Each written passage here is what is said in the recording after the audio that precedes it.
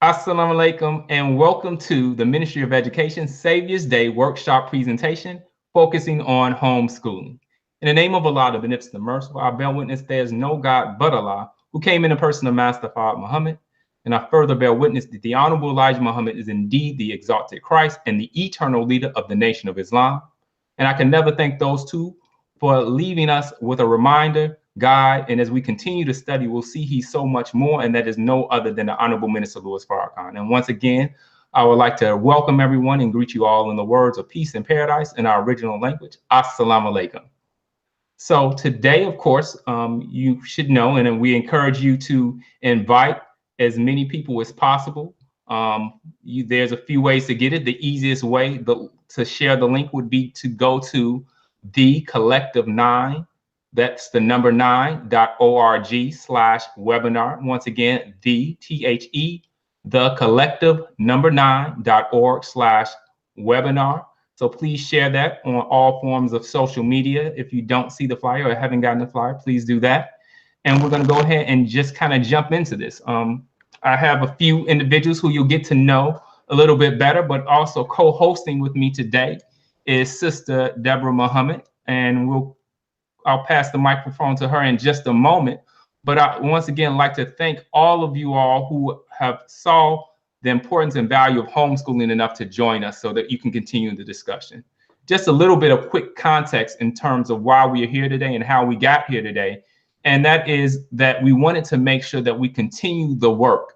For those who have been engaged in the course of study of self-improvement on Friday evenings, one of the things that it discussed and the minister pushes us to move from theory to practice. Of course, in many instances, it's very easy for us to talk about what we should do and kind of theorize on it, but we want to move beyond that. So one of the discussions that we begin to move forward on during this year at Savior's Day were the different forms in which we can begin to educate our people. And the options that were presented were opening up an MUI, opening up an affiliate MUI, as well as, opening up a charter school. So what we realized that one of the items that weren't discussed was homeschooling. So we wanted to utilize this platform as an opportunity to not allow distance, time, the expense that would incur with us meeting at a particular physical location, the travel and all those things. We wanted to remove those barriers using modern technology, and knowing that even with us deciding that we wanted to do this, that those would not be barriers, that we can continue to meet, we can continue to dialogue, we can continue to interact, even though we're not at the same physical location. So inshallah, this is not the last presentation that you'll see from us. So one of the things in addition to that is that, of course, the platform that we're currently using right now is the Collective 9, and hopefully you'll take an opportunity to explore some of the other content on the website. One of the first initiatives that we came out with in conjunction with the Ministry of Education was actually starting a show called The New Educational Paradigm, where we could begin to follow those instructions and the guidance that the Honorable Minister Louis Farrakhan has put on us is to begin to find a new way in which we can begin to educate our people. So we began to do a show really based in the 9 ministry, we're centered around the Ministry of Education, but also exploring and engaging other individuals from some of the other 9 ministries. So that's kind of a little intro on why we're here, how we got here. And with that said, I'm going to pass the mic to Sister Deborah, who will give us a little more information as we move on to the rest of the program. Thank you. Assalamu alaikum. Thank you, Brother Troy. In the name of Allah, the Beneficent, the Merciful, I bear witness that there is no God but Allah, who appeared to us and intervened in our affairs in the person of Master Fard Muhammad. And I further bear witness that the most honorable Elijah Muhammad is indeed the eternal leader of the nation of Islam and has been exalted to the position of Christ. And I bear witness that the Honorable Minister Louis Farrakhan is our divine leader, our divine teacher, and our divine guide in this day. And I'd like to greet you all with the greeting words of peace of Assalamu alaikum and welcome. We are so glad to have you tune in today to this. We're continuing Savior's Day 2018. And we want to continue going each month with rolling out a new initiative, and something that is furthering the development of the new educational paradigm. We've been blessed to be able to, with Allah's help, and of course, I want to begin by thanking my teacher, the Honorable Minister Louis Farrakhan, for giving me and us an opportunity to really work out our salvation in this arena of education, for allowing us for the last 3 years now to be coordinators of the Ministry of Education workshop for Savior's Day. We would like to thank Student Minister Ava Muhammad, who was the coordinator, well, not the coordinator, the liaison for the Executive Council of the Nation of Islam for the Savior's Day workshops, for giving us this opportunity, as well as the Executive Council of the Nation of Islam for allowing us this privilege as well. And what we have done since 2006, we put together a strategic initiative of how we can go about developing the Ministry of Education. The Honorable Minister Louis Farrakhan at 10-10-15 called together all of the educators. And he said one of the things that he wanted us to do was to develop a Ministry of Education. And so to that end, we have been working since 2015, as Brother Troy said, on different initiatives that are to further developing the Ministry of Education in the Nation of Islam. As Brother Troy said, we have been working on a new educational paradigm show, and this show basically is rooted in the 9 ministries, but it comes from the perspective or the lens of education. Because if you think about it, all of the ministries, they have some type of component that requires education. And so the education, if you will, if you think about this from the terms of an analogy of a tree, the teachings of the Most Honorable Elijah Muhammad being the root of that tree, and then the trunk of the tree being education, and then the branches branching out into the 9 ministries. And we kind of like to think that education is connected to all of the ministries, and it kind of is the thing that gives, I guess it brings forth the various ministries. So we want to focus on the 9 ministries, but as well, on focusing on the 9 ministries, we want to focus on developing the new educational paradigm and developing the Ministry of Education. So today we have a wonderful program for you, as Brother Troy has already said. We have 4 homeschoolers who have agreed to join us today.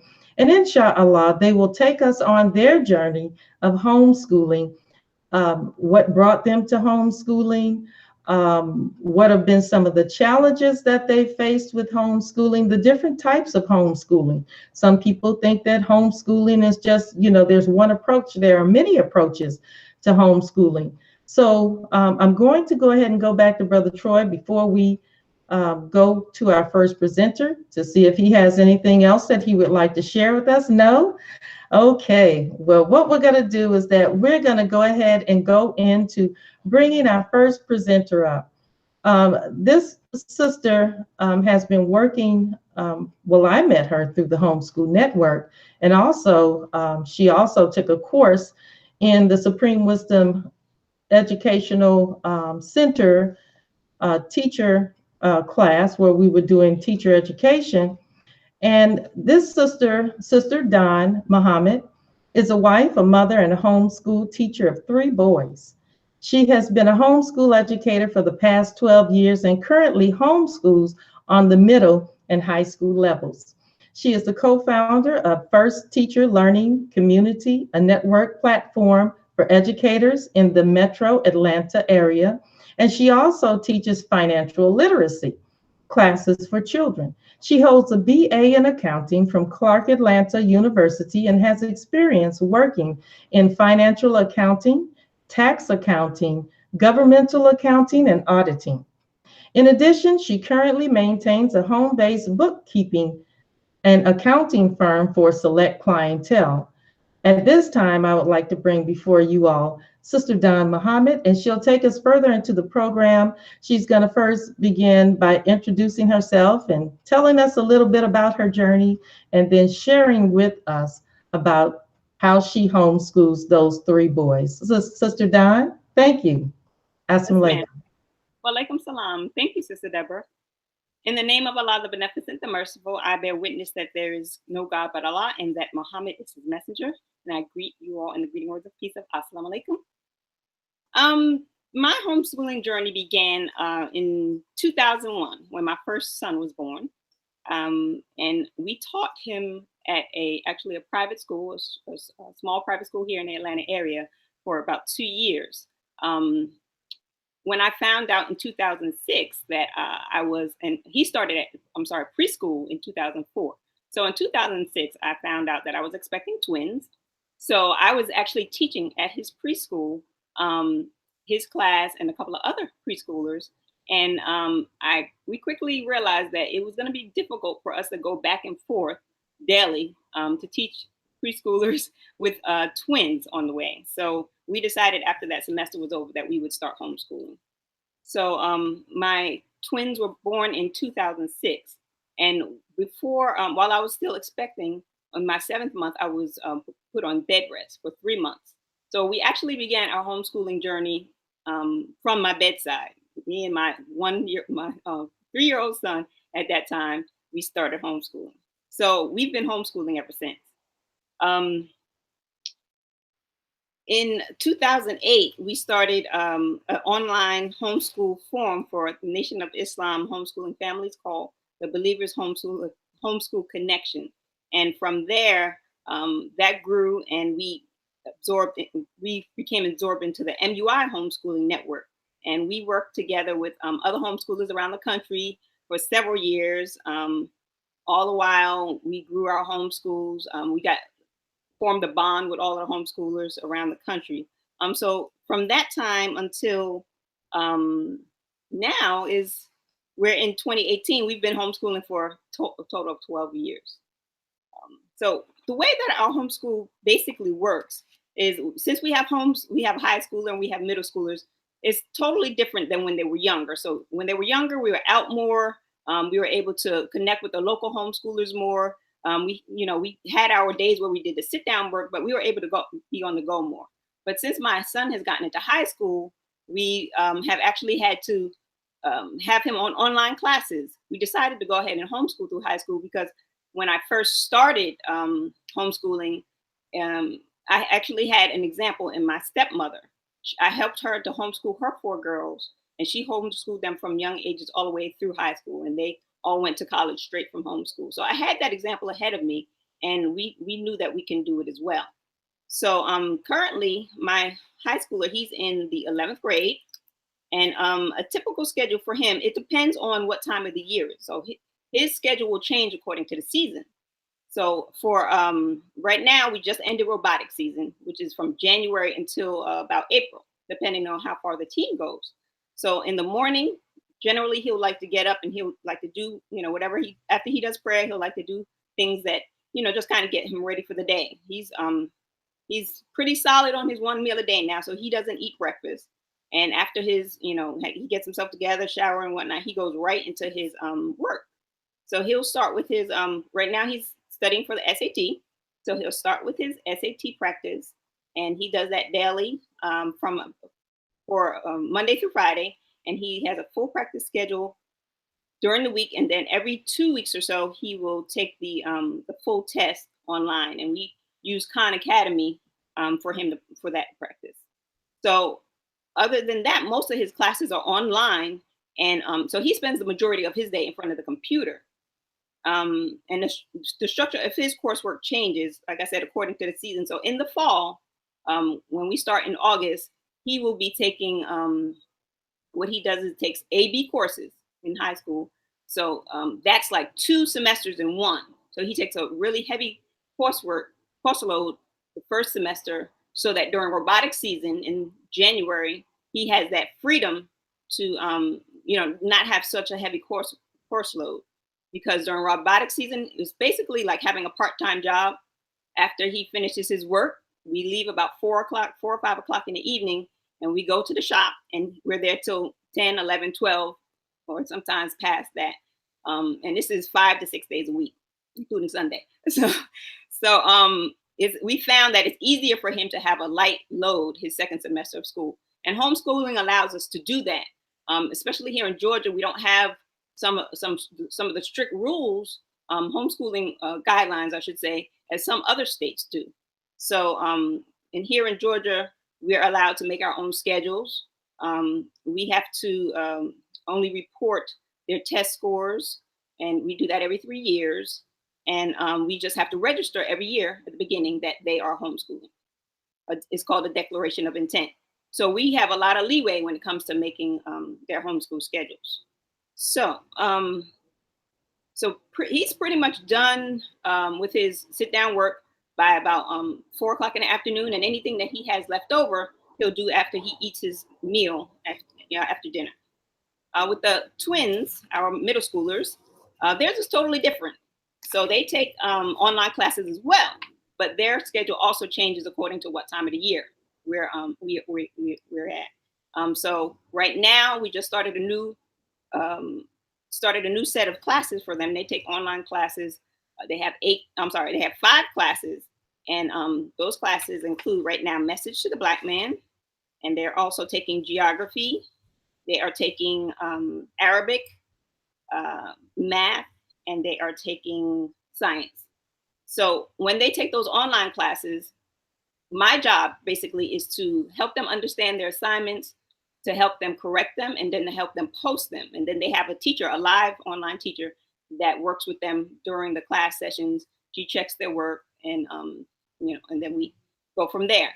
However, when we don't have the classes, we go to our default schedule, which is our core classes of math, spelling, writing.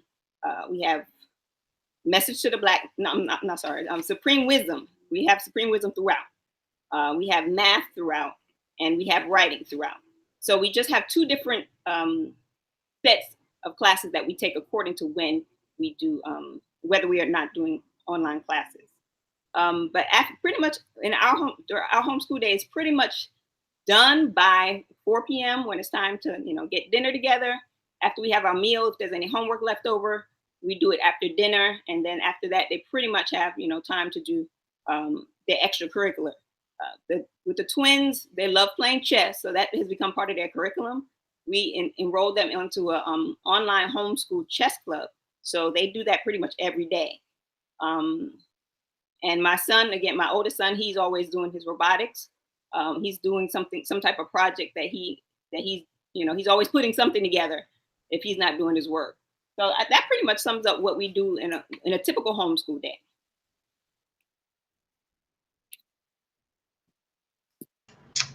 Thank you, Sister Don. Appreciate that. Just for those who are on, want to also once again encourage people to invite others to join us, and we will have at the end we'll be opening up to questions. And for those right now, I'll give you a number that we have that we'll be receiving text messages. And we'll share this again, but if you text your message to 773-570-0663, we'll receive your text. So once again, 773-570-0663, we can receive your text, and we will ask those questions towards the end. So I'll pass it to Sister Deborah, who will bring up our next presenter. Okay, thank you. Also, whenever you text your questions, we're asking that if you have a question that's directed towards a specific presenter, that you would please put their name in front of the text, so that way we'll know who to direct the question to if it's to someone in particular. And of course, we had Sister Don, who just presented. We thank you very much, Sister Don. So what we would like to do is bring up Sister Donna Muhammad. Sister Donna Muhammad was a former MUI director in Memphis, Tennessee, also a student sister captain. She is also works for the Final Call as a correspondent, and she will be presenting to you her homeschool journey as well. So at this time, I would like to bring before you all Sister Donna from Memphis, Tennessee. Sister Donna? Hi, Assalamu alaikum. Wa alaikum I'd like salam. I'd like to open up in the name of Allah, the Beneficent, the Merciful. I bear witness there is no God but Allah. And I bear witness that Muhammad is his messenger. And I greet you all in the greeting words of peace and paradise. Assalamu alaikum. I'm hoping that I'm still live. But at any rate, I'd like to take a few moments to speak to you about my journey. As Sister Deborah spoke into the background, which is MUI director, former MUI director, we restarted our MUI after it closed for a year in Memphis. And I kind of fell into the director position and served in that position for several years. And then I transitioned down to a classroom teacher, and now I teach there once a day as an auxiliary instructor. So during that time, my children attended MUI homeschool. I have 3 children, 2 are teenagers and 1 is 10 years old. And they matriculated out of MUI, my 2 oldest, as we went to 5th grade at that time. And I decided that there really wasn't another option for me. I did not want to put them in the public school system. As the Honorable Minister Louis Farrakhan often says, the killing fields. And we do know that if they won't treat us right, they're not going to teach us right. So I decided that it would be in our best interest to homeschool my children, as well as be able to keep them under my influence for a while, which meant the influence of the mosque as well. So our journey, that's kind of our journey in a nutshell to get there. Now, in terms of my day, I don't have a typical day. Our homeschool day does not have a typical day because I'm kind of not a typical person. So I guess I would fall in that category of eclectic homeschooler, where you're kind of a little bit here and a little bit there. There is some structure to it. And I also have with my children another sister's child that comes to us. And like Sister Dawn said, as it is with Georgia, so it is with Tennessee. The homeschool rules at this time are pretty relaxed, which gives us an opportunity to teach the way that we want to teach.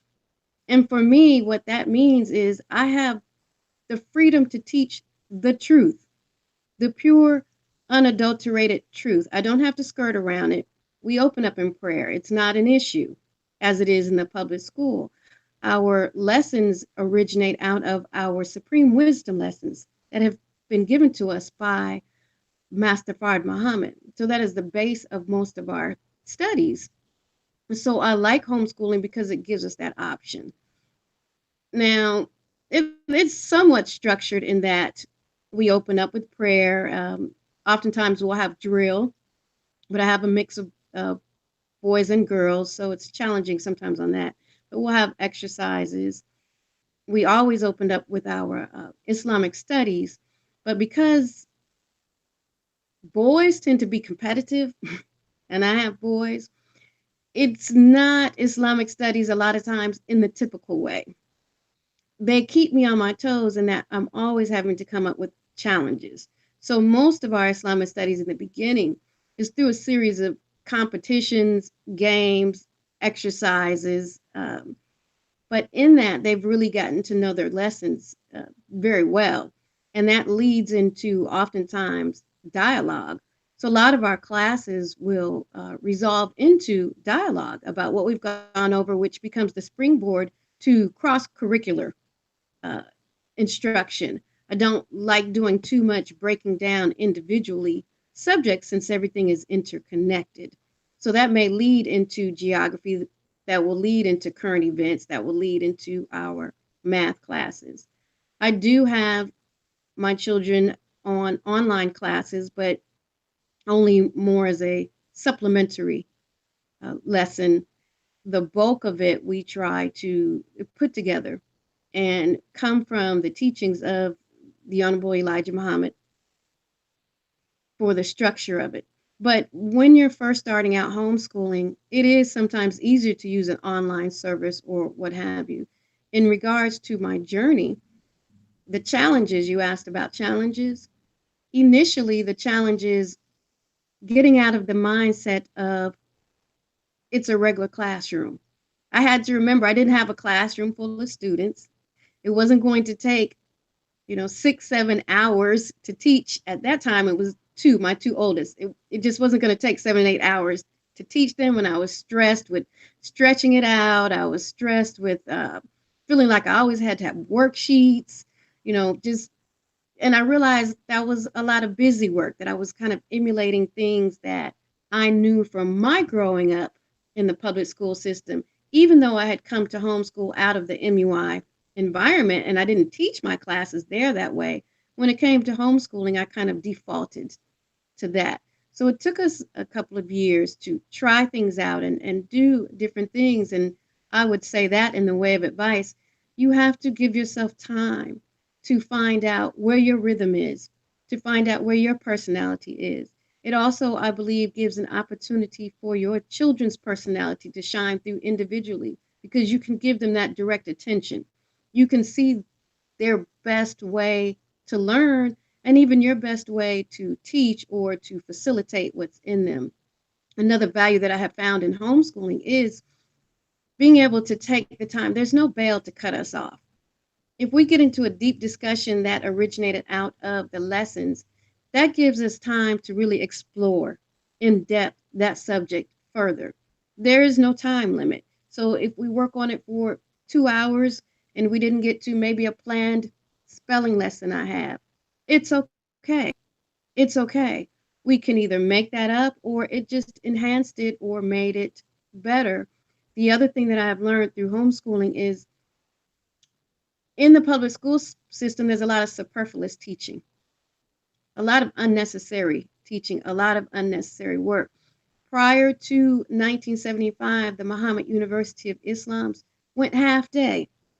They went 3.5 to 4 hours per day for the boys in the morning and the girls in the afternoon, just as Master Fard Muhammad instructed the Honorable Elijah Muhammad for a period of 3.5 years. The school time reflected that, and it went year round, which said to me, well, it doesn't require taking all day. And then the rest of it was heavy emphasis on independent work. So as my oldest are now in high school, a lot of their work is more independent. They are more self-directed, and even my 10-year-old with some of his online studies. But that frees them up to explore interests, that frees them up to discover things, that frees us up to be able to go to community events, which is a important part of schooling. It can't just take place in our house, I believe. So our schooling has to take place outside of the home as well. In terms of getting with other homeschoolers, we often have series of homeschool, we call it a homeschool group, Muhammad Homeschool Group, and we'll go on field trips together, as well as provide them with a social outlet, or if one teacher or one parent is strong in an area, we'll come together and do a series of workshops. Maybe your area is writing, and so there'll be a series of writing workshops or various different workshops, which allows them to come together with other homeschoolers. And the flexibility to do that allows that. We can go on field trips when there's hardly anybody else there. So I would say, just to wrap it up, my journey has been a learning one, more for me. It has made me dig deeper into education. It has made me dig deeper into the teachings that we have been given of the Honorable Elijah Muhammad, because they keep me on my toes. And I would like to be able to always help them connect whatever we're learning to the world that we're in, as well as the world that they will be producing that we don't even know yet. We have yet to see what they have to produce. So that, I guess, kind of wraps it up in a nutshell, my homeschooling journey. Thank you so much, Sister Donna. And I had a question that came in, but of course we said we'll hold those to the end. So I did see your question, Sister Nzinga, and inshallah we'll get to that as we close out. Once again, I just noticed that there was an error that I made on Instagram, and I put that the presentation was at thecollective9.org/webcast. It should be. So if you all out there that are on, please make sure that we share the link, thecollective9.org/webinar. Once again, please share it and invite others to join us. And we're looking forward to your questions. And if you like to ask a question, I see that there's someone on YouTube in the chat area, but if you want to ask a question, you can send those questions via text message to 773-570-0663. And with that said, I'm going to pass it back to Sister Deborah, who will present the next presenter. Thank you, Brother Troy. Thank you, Sister Donna. We appreciate it very much. The next presenter that we have for you is coming from out of Las Vegas. And this presenter, Brother Talib Shabazz Muhammad, received his X in Brooklyn, New York in 1968. He served as a student in the ministry class under the Most Honorable Elijah Muhammad from 1972 until his departure in 1975. During that time, he taught at a satellite temple in Brooklyn, New York. In 1975, Brother Talib went back to school to pursue a degree in mathematics at Dutchess Community College, and then to the University of Nevada, Reno, to receive his Bachelor's of Science degree in civil engineering while on a basketball scholarship. And subsequently, he worked for the Nevada State Highway Department in bridge design and materials and testing. He spent over 15 years in the construction industry before retiring as a foreman. He served as the study group coordinator in Reno, Nevada, for a year before moving to Las Vegas, where he currently resides, and he serves as the assistant student minister for the past 9 years. Brother Talib Muhammad is a certified Dianetics auditor and Dianetics study coordinator in Las Vegas, as well as the self-improvement study group coordinator there in Las Vegas. And in 2012, Brother Talib served as the director of the Muhammad University of Islam. And he also is a single father of 2 beautiful daughters whom he homeschools. And I would like to present to you all Brother Talib Shabazz Muhammad. Thank you.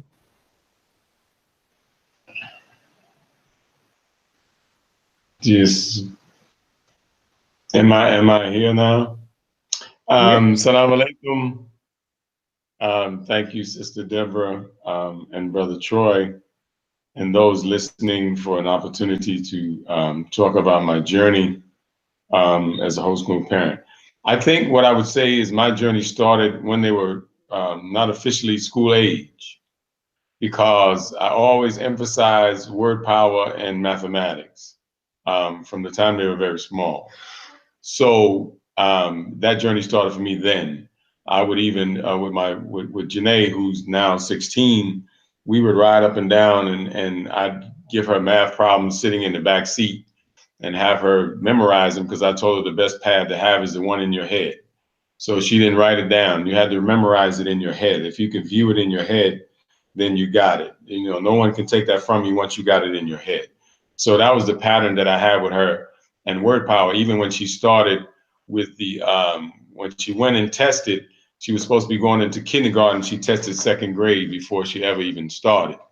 But they were saying for different legal reasons. So she skipped kindergarten and went 1st grade. I should have pressed it as I thought back on it for her to be in 2nd grade, because she was actually a 2nd grade student.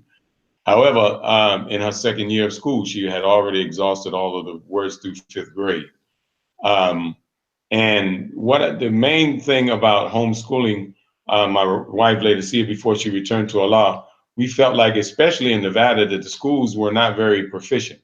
So what we did was saying that, you know, between the 2 of us, because she was a genius anyway, with a master's degree in business administration. So we felt that between the 2 of us, we could do a better job of educating them than the school system, as well as them being safe. So I wrote down just a few things.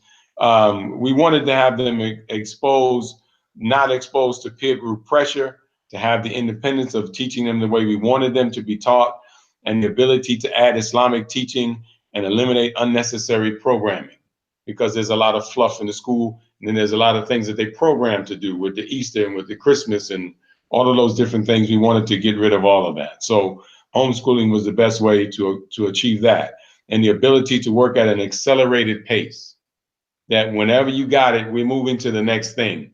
There was no such thing as we're staying here until, you know, you get to a certain age. I give an example, even with my small daughter now, she's already completed 3.5 semesters of math in less than 2. So they put us on independent. After they tested her as well, she tested 2nd grade as well before she got into kindergarten, because of the schooling she got before she ever was school age.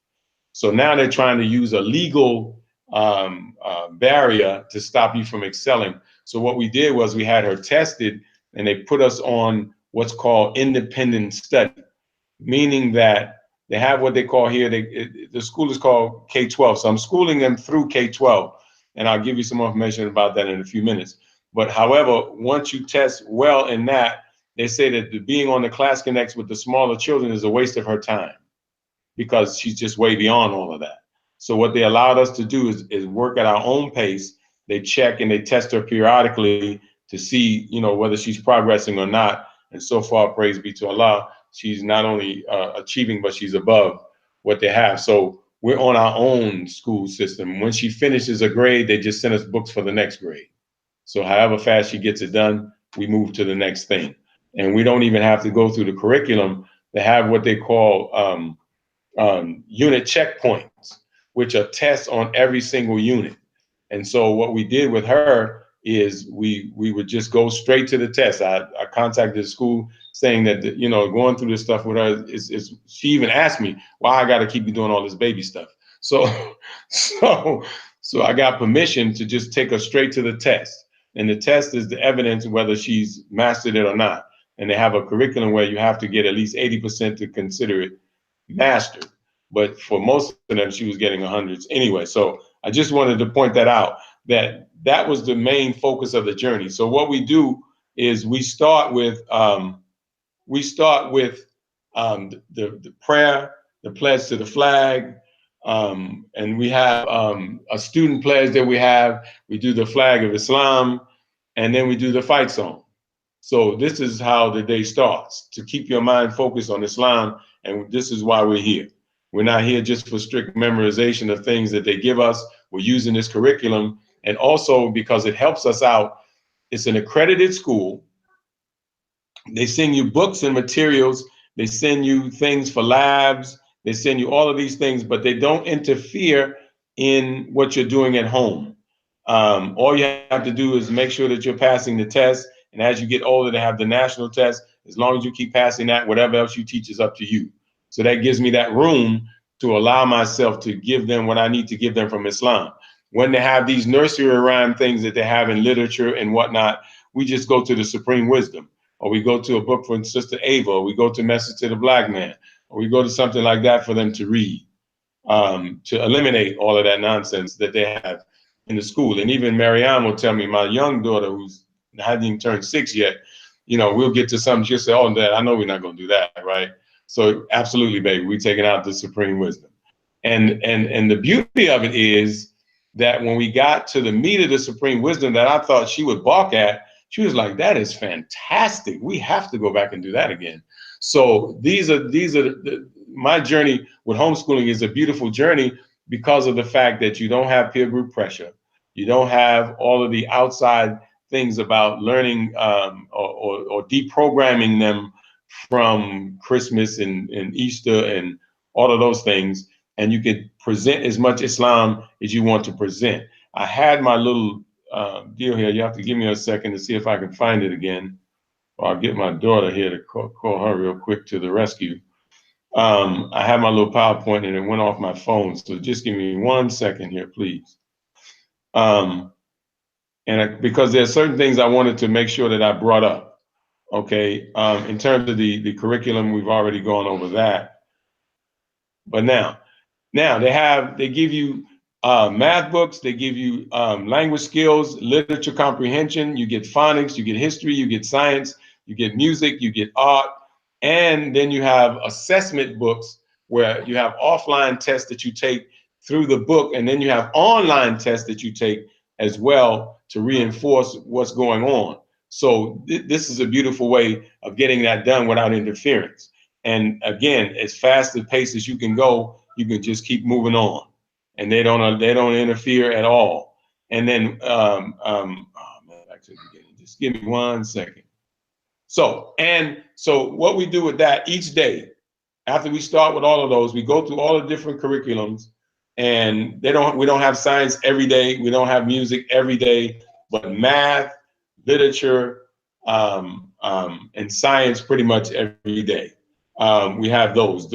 Definitely math we start with every day. And you have to get literature and comprehension as well every single day. And then we have word power every day, because you can't be a good reader if you don't have word power. So this allows me to do that to the extent that I like to do it. Now, Janae, who's a little bit older, she takes Spanish, algebra, geometry, chemistry, and all of that through the Class Connects. So all you have to do pretty much with her now, because she's been doing it for so long, is get her set up with the Class Connects, and then she's pretty much independent right now. And we found out that next year she's going to be going to college and high school at the same time. And then Allah bless us as well. If she finishes those 2 years, then she gets a scholarship actually to finish the last 2 years. So it turned into a scholarship for us as well to get college paid for free. So that's another beautiful thing that happens. And so through the homeschooling through it's called K-12. And you also get computers, and you can get printers. If you say that you need a printer, you can get all of those things that are supplied for you. You don't own them. You have to turn them back in at the end of it.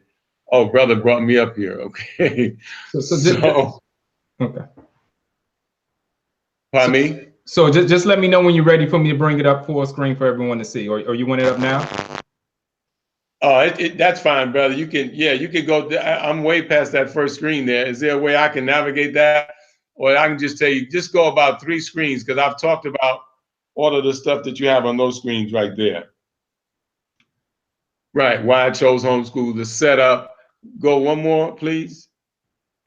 Right, now this is where I wanted to talk about.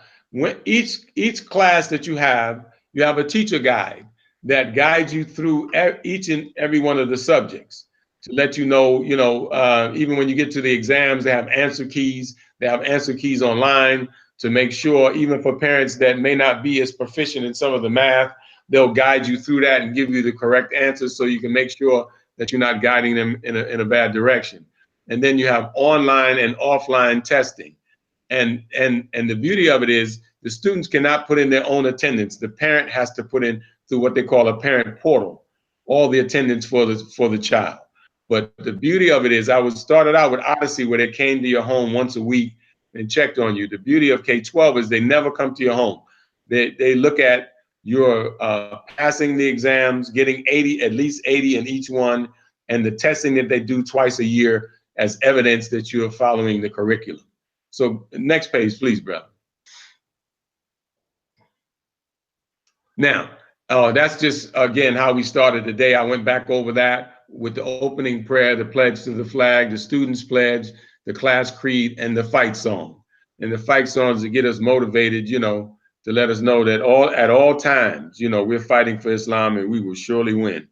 And so that's the idea, to get them started and motivated in their mind as they go toward school, that we're not just here to pass the test, we're here to take over the world. Next screen, please.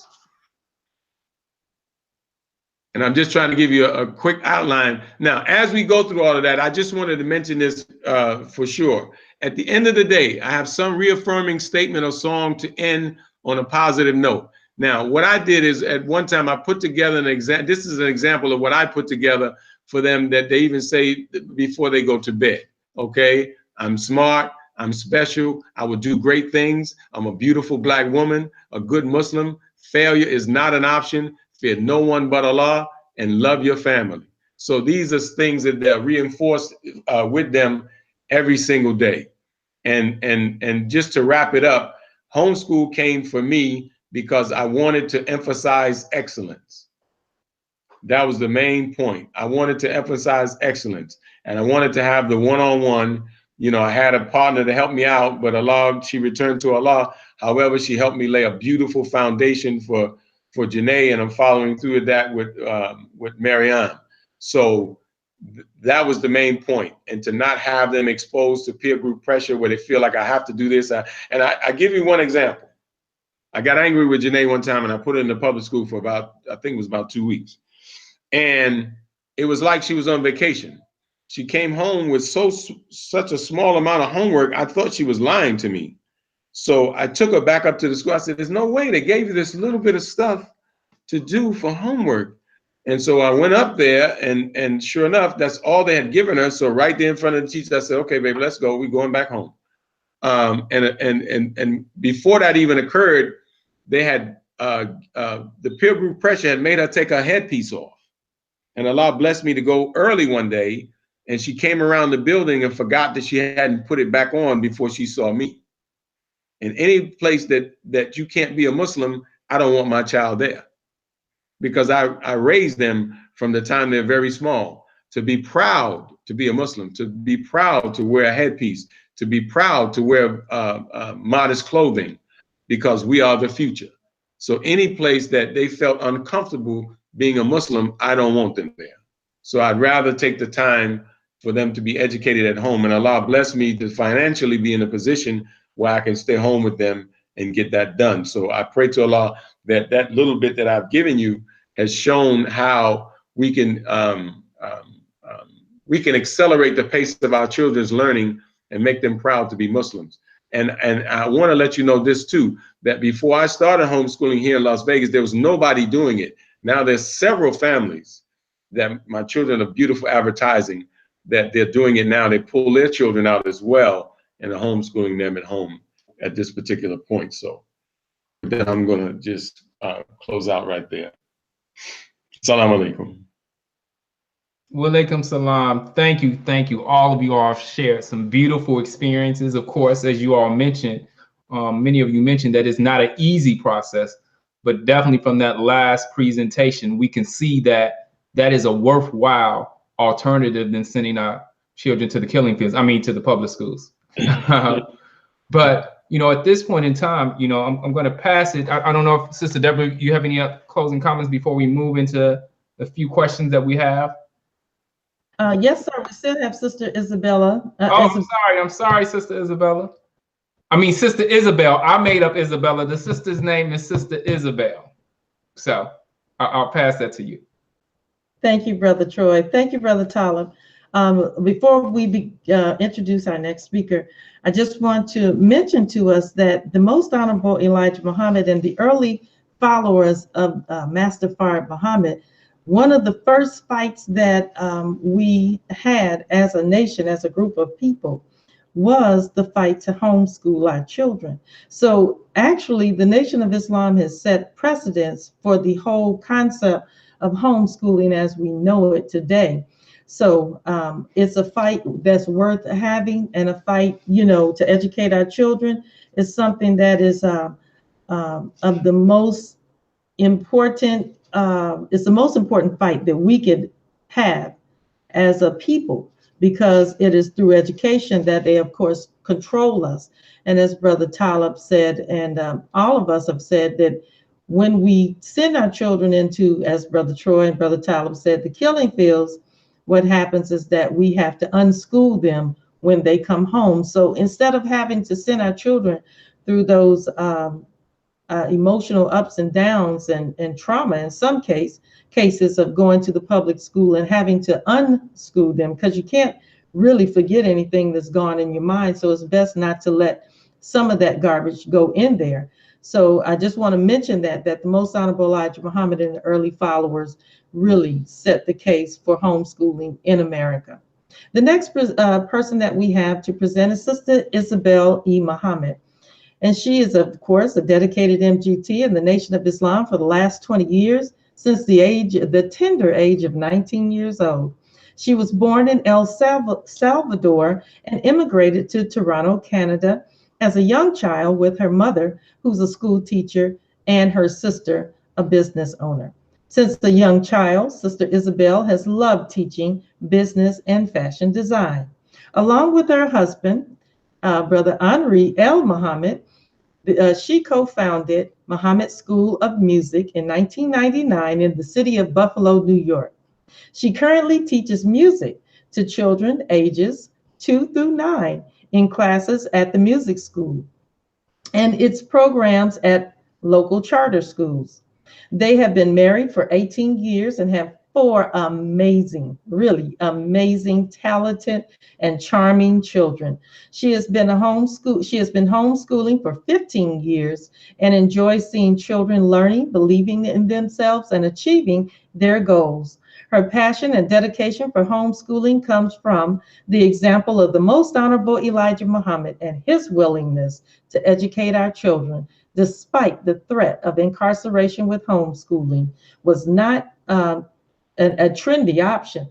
In her precious spare time, she enjoys reading, crocheting, knitting, sewing, and scrapbooking with her family. I would like to present to you all Sister Isabel Muhammad. Thank you.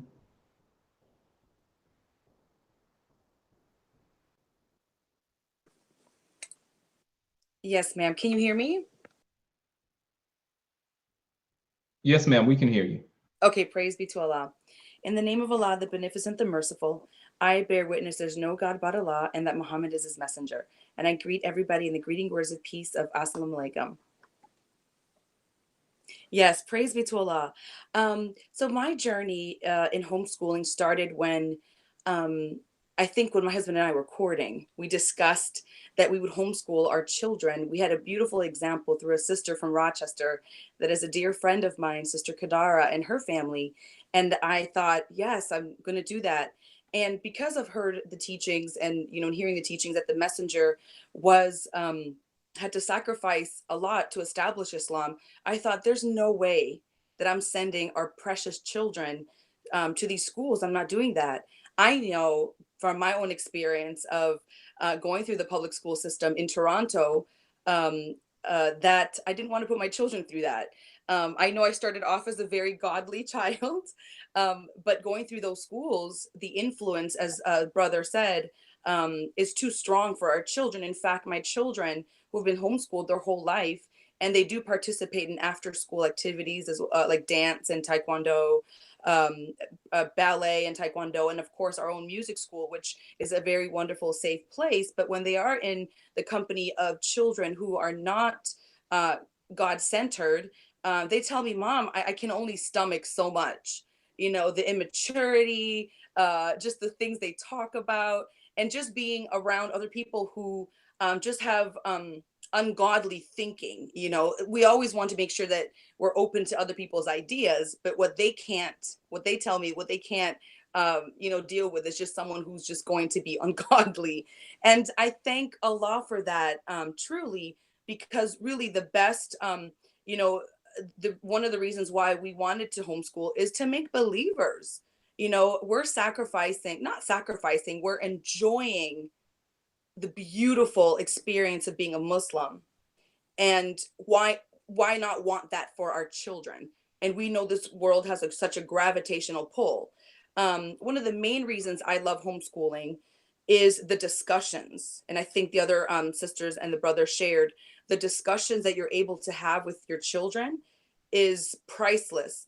They have so many questions and thoughts and ideas. And I would prefer for me or another Muslim or a believer or my husband to be able to explain those things to our children versus someone in a school that might not even believe in God. So that's, one of the main reasons. And a lot of our homeschooling will come that I'm able to see what their strengths and some of the things that we need to work on to strengthen comes from our discussions. And I say, okay, I'll have to tweak it for you to the next time, or I'll find a curriculum that is more suitable for you. And for example, boys learn different from girls. It's not any better. It's not any worse. It's just girls and boys, they learn different. I mean, the messenger taught us so well to be able to separate in a traditional MUI, to separate the boys and the girls. And so when something isn't working for us, we switch it. We say, listen, we've been dealing with this for a month. To me, it's, you know, if I can return it, great. If I can't, it doesn't matter. To me, it's whatever their well-being is most important. I heard Minister Ava in the this past radio, in her Elevated Places radio show, that she said that when a child nurses, that milk is specific to that child. And I was reflecting on that as I was thinking what I was going to share today. And I thought that is so profound. From baby to baby, that milk that Allah produces in the mother for that baby is unique. And I find that in my homeschooling, that's my approach, that that is unique. And that's one of the things I love about homeschooling, is that I can customize their education according to that child. It's not going to be the same. As my children have their own interests. However, I do keep mathematics and language arts as standard as possible, because that is standard across the board. But even then, my daughter and my son, 17-year-old daughter and my 13-year-old son, I've used different curriculum. I thought, great, I'll save money. I'll be able to use the same book for all 4 children. But no, that's not how it happened. And that's another thing with homeschooling, is you have to be flexible. If it's not working, change it. And I did start off as thinking the mindset that my homeschool is going to be like a school. That quickly went out the window because you're adding children, you're nursing, you're pregnant, you might be sick, you know, so it is very fluid. So I'm more eclectic with lots of structure, but more eclectic in my approach to homeschooling, because I've had to homeschool through life. And really, homeschooling is life. Teaching them life skills. So, you know, for me, the way that that I try to approach it now, whereas I started 15 years ago, is just be more patient with myself. And the here in New York State, actually, it is one of the most restricting for homeschoolers. Laws upon laws upon laws, and upon every 3 months you send a report, and every year you send a testing, and it's quite rigid. So it is I do envy the believers in the South that they don't have that much to restrict, restricting them. For our homeschool day, everything starts with prayer. Earlier on, when I had younger children, it was very difficult. As we're going through now, my daughter's a 17-year-old, my son's 13, and I have a 9 and 7-year-old. I've just learned that prayer is the most important thing that we can instill in our children and in ourselves. With prayer, it builds our faith. After that, it builds our will. And if you have faith in Allah and in yourself, and you have the will, there's nothing that our children, won't be able to do. It's everything they put their mind to, they will, but it starts with prayer and faith. So now my day, no matter what day it is, whether I'm feeling well or ill, we start with prayer. The children get up by themselves. I hear my son, 5 o'clock in the morning, waking himself up at age 13, and it just brings so much joy to my heart to hear him, wake up for prayer. The same thing with our daughter and our youngest. That's the beauty of homeschooling. You can stop at any time, and they remind me, Mom, it's time for prayer. We need to stop and pause. So that's the one thing that I share with them, and it's prayer, fasting, and study. Those are key things that I share with the children. Those are the most important things that we have as protection as Muslims. So another thing that is important for homeschooling for myself is knowing our why we homeschool, and write it down. It's kind of funny.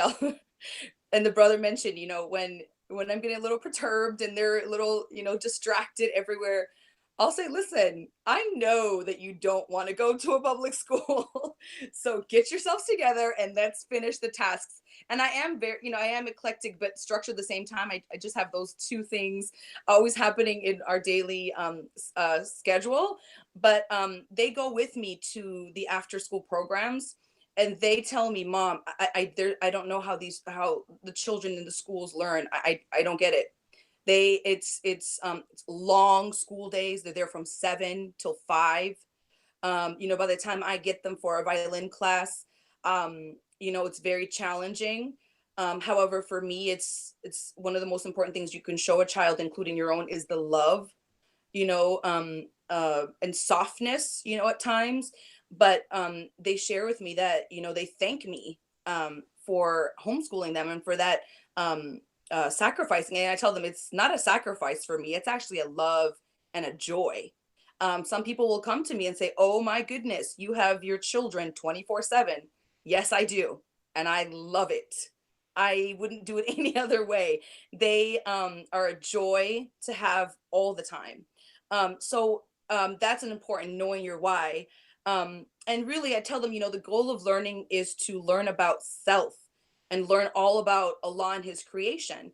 And when you can do that, then you can learn to master yourself and master Allah's creation to benefit yourself, your family, your community, and your nation. And another thing that's beautiful about homeschooling is that we don't have to deal with behavior issues. We're rearing our children, and as I'm teaching in the schools and also teaching my own children in schools, I do have to take about 2 months to just develop a groundwork for discipline, while still having to teach the subject matter. But it takes me about 2 months every school year to get the children to be able to focus and sit still. And that's one of the beauty of homeschooling, is that because you don't have to worry about discipline, you can have a goal of developing curiosity, and that, and developing a will and desire to learn, which is natural for children. Another thing that I would recommend also for homeschooling is develop a game plan and a schedule, but let it be flexible. It's what's beautiful now is that my 2 older children, my 7-year-old does online classes, and she develops her own schedule, and she's actually stricter and harder on herself than I would be. It's beautiful, to see her wanting to say, but Mom, I have to get this done. I can't do that. I have to get my schooling done. And since she's a pre-professional ballerina, she knows she has to get it done before she goes. But even then she'll come home and, do more hours of schooling to get her tasks done for the day. And I really admire that. And also for my 13-year-old son, and the sister said something about how the messenger said about 3.5 hours, is enough for children. I'm glad you mentioned that. I wrote that down because for homeschooling, I work with him about 2 hours a day, just him and I. That's our strive. We strive to do that, and that's our goal. Sometimes it's more, sometimes it's less. But then because they're such good independent workers, I know he's upstairs working on his homework. He's not, doing something he's not supposed to. And I do find him at times going on YouTube to listen to a lecture of the minister, and I'll find him writing notes. So they give themselves homework and study. So that's a wonderful thing for me to see as well. Another thing that's important in homeschooling is to be an example for our children. That's the best way that children can learn, that if they see us. So as my day starts with prayer, I read, and I'll do maybe 20 minutes of crocheting. I have to get that in before the day starts, because I know when the day starts, it'll be 10 o'clock at night and I would have done nothing for myself. And I've learned over the years of homeschooling that I'm happiest when I'm able to dedicate time to myself. For many, many years, I would do something at the end of the day, but then I would be tired. I wouldn't get it done. The next day, would it be the same thing? It would be months before I was able to do something for myself. So now it starts in the beginning. I keep my duty to Allah, and then I keep my duty to myself, and then my family. So that's very, very important, I think, for sisters and brothers who are starting, is to remember that.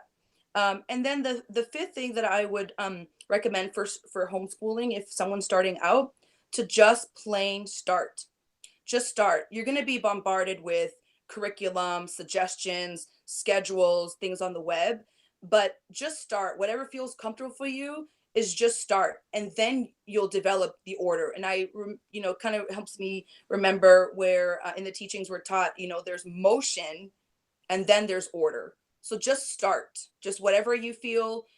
September comes, just start, just pick something. It doesn't matter. And then as you're going along, Allah will bless you and guide you to develop a schedule that fits for your family, because it's different for everybody. So I make sure that the children do their FOI and MGT class every week.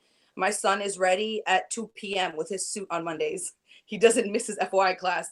He'll tell me, Mom, I love Taekwondo, but I love my FOI class better. So on Mondays, I don't have to go to Taekwondo. So, that's MGT and FOI class is a requirement, but for them, it's a joy. The other thing that we do is every day we homeschool. I might change the next few weeks as to use Brother Nuri, his lecture on marriage last week. He mentioned that, and I don't want to misquote him, but I believe Minshah Farrakhan discussed with him that we should be able to get our work done in 4 days.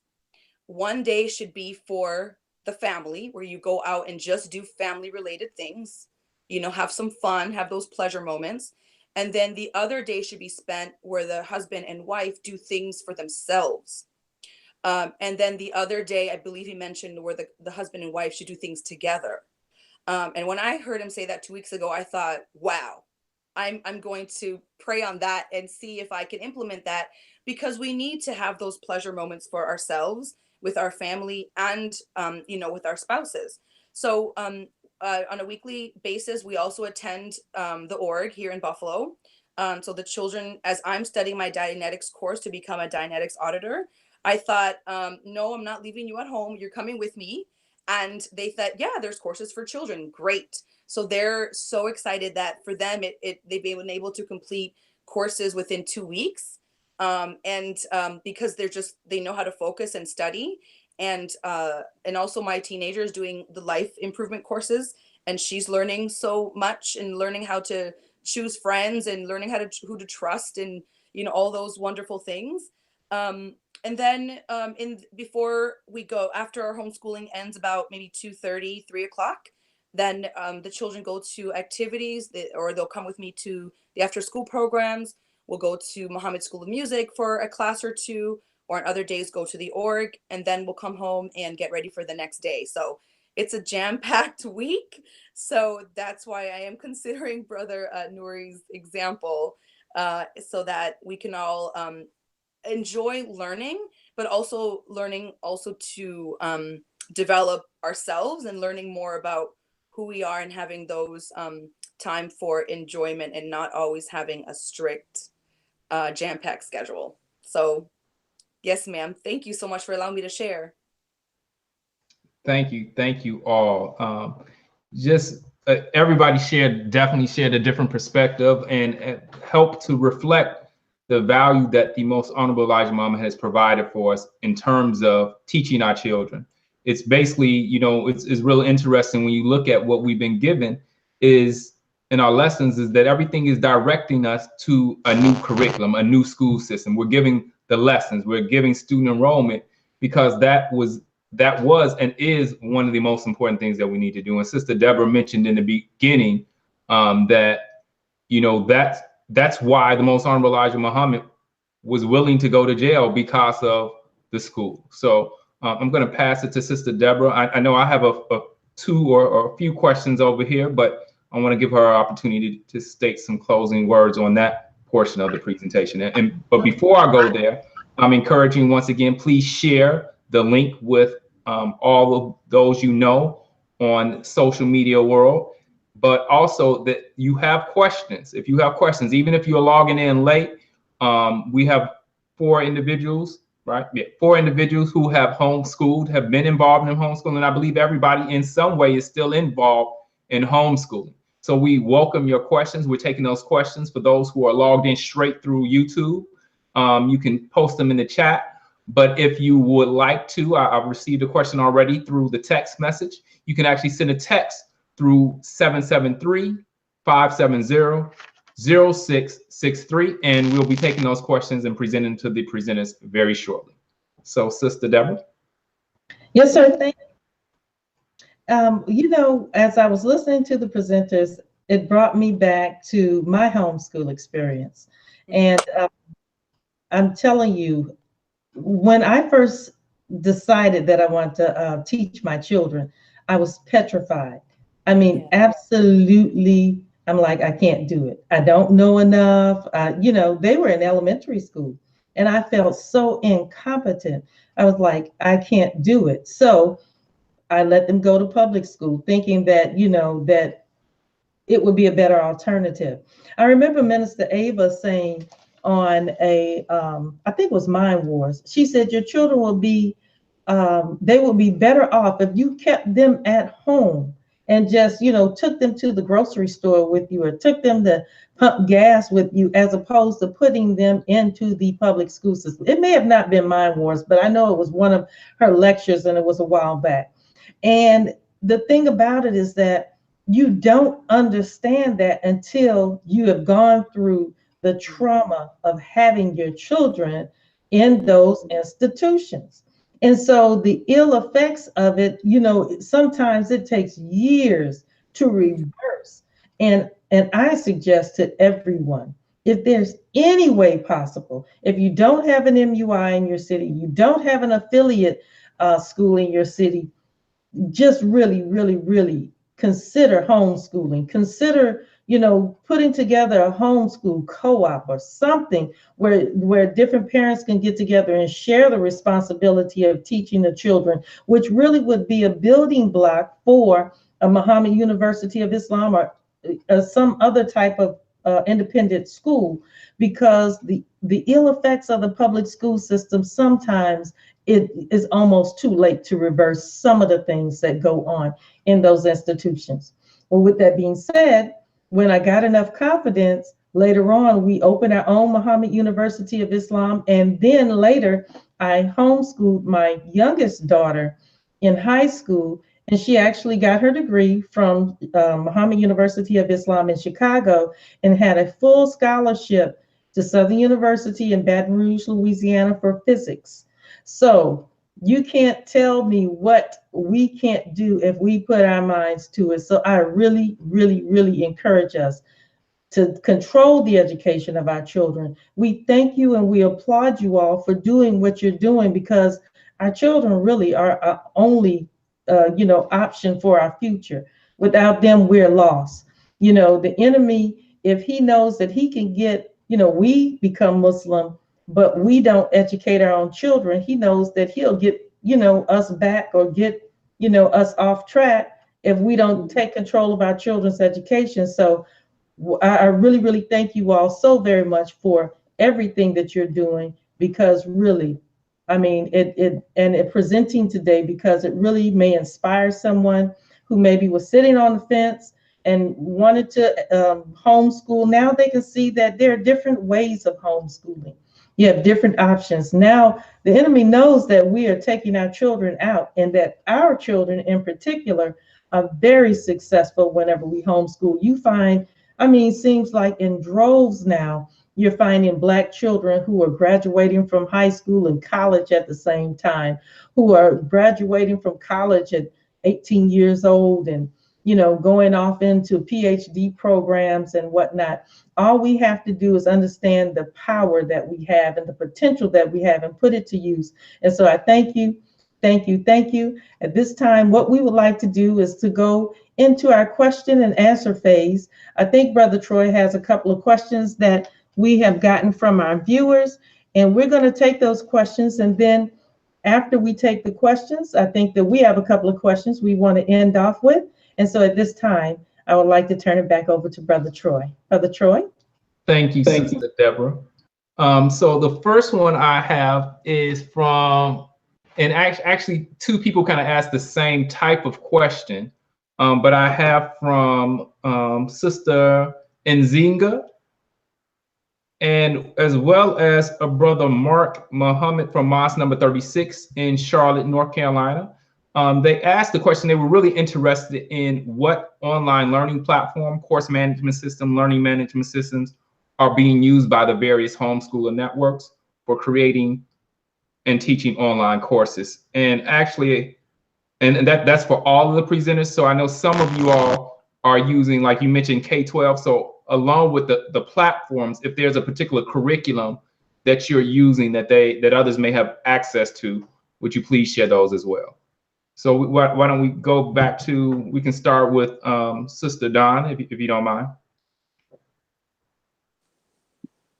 Yes, sir. For my high schooler, we use something that is offered by the state of Georgia. It's called the Georgia Virtual School, which is actually like a free online course offering of courses. And these courses, a lot of times, are courses that the children at public high schools take as like if they need an extra course that they can't get live in class, or if they maybe flunked out of a course and they'll take it online. So these classes are offered to homeschoolers for free, and they're the same, same material, same amount of credit.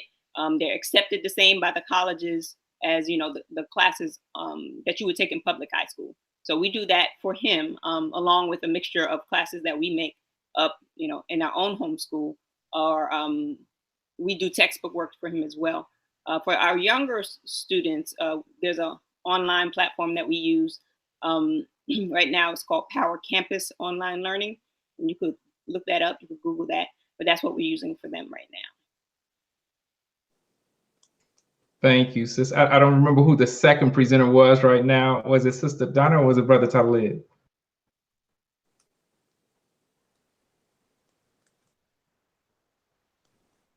It was me, I'm sorry.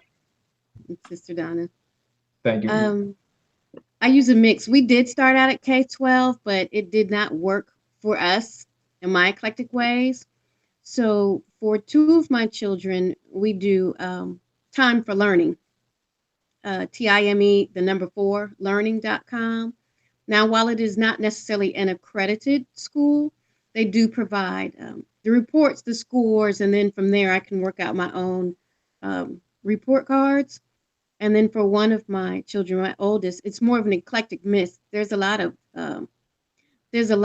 options out there, a lot of online free options, because we're homeschoolers on a budget. That's right. So we do the mix of Khan Academy, Hippocampus, Internet for Classrooms, and mix that in with what I offer them. And sometimes we'll sign up for special courses, but that's generally what we're using for our online. I'm also under an umbrella program here in Tennessee called Choice Homeschool. The only reason that I'm under that umbrella, and they have two options. You can either get their curriculum, which I chose not to do, or you can completely do your own curriculum and you just submit your grades and attendance to them on a quarterly basis, as well as they do require you to take the ACT once a year or their online course. And the only reason that we're up under that umbrella, and it was a small fee, was because in Tennessee, in order for homeschoolers to get driver's license, you have to have either be affiliated with a Christian education school or some other type of accredited online school, which you can purchase those. I choose not to. So we are up under that umbrella, and that's a one-time fee that we pay. And I believe there's a lot of places that are like that in a lot of different cities that have an umbrella in which you can set your own curriculum and they can be your official reporting agency. And that's all they are for me, is the official reporting agency.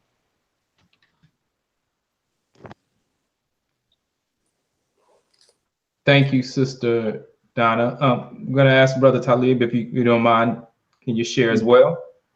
Yes, sir. It's a virtual school as well, but it's called, the nickname of it is K-12. There, as Sister said, there are many virtual schools out there. I chose them because it really was, for me, was seamless. I didn't have to go through the rigor of providing a curriculum myself.